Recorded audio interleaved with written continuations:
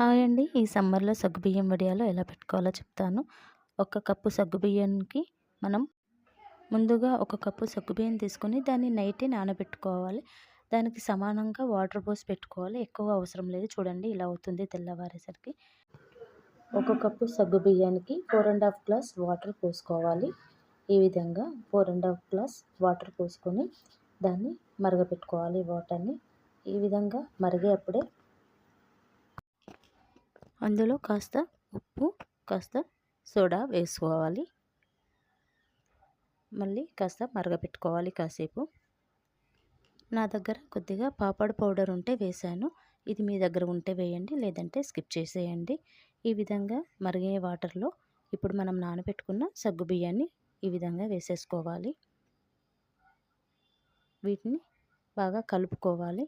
ఇది దాదాపు నాకైతే 20-25 మినిట్స్ వరకు ఉడికింది.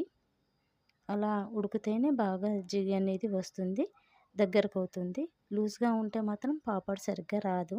అందుకని బాగా టైట్గా ఉడికే వరకు కొద్దిగా ఉడికించుకుంటూ ఉండాలి. ఇలా ట్రాన్స్పరెంట్ కలర్లో కనపడాలి మనకి సగ్గుబియ్యం అనేటివి. తర్వాత అందులో నేను కొద్దిగా చిల్లీ పౌడర్ వేశాను. మీరు కావాలంటే వేసేయండి, చిల్లీ పౌడర్ స్కిప్ చేయండి. కాస్త జీరా కూడా కంపల్సరీగా వేసుకోవాలి. దింపే ముందు మాత్రమే జీరా వేసుకోవాలి, లేదంటే బాగా జీరా అనేది అందులో యాడ్ అయిపోయి కలర్ చేంజ్ అవుతుంది. ఈ విధంగా చల్లారే వరకు అలా పెట్టుకోండి. చల్లారిన తర్వాత మాత్రమే కవర్లో వేసుకోండి. చల్లారిన తర్వాత ఇంకా కాస్త గట్టిగా కూడా అవుతుంది. మనం వడియాలు పెట్టుకోవడానికి ఈజీగా కూడా అవుతుంది. మీరు కావాలంటే క్లాత్లో కూడా వేసుకోవచ్చు. ఇలా మొత్తం వడియాలు ఇలా పెట్టేసుకున్నాను చూడండి. తర్వాత 2 డేస్లో నాకు ఎండిపోయినాయి. ఈ విధంగా ఎండిపోయినాయి. మళ్ళీ ఎండిపోయిన వడియాల్ని మళ్ళీ బాగా ఎండబెట్టుకున్నాను. డీప్ ఫ్రై చేసే ఆయిల్లో ఇలా వేయించేసేయడమే.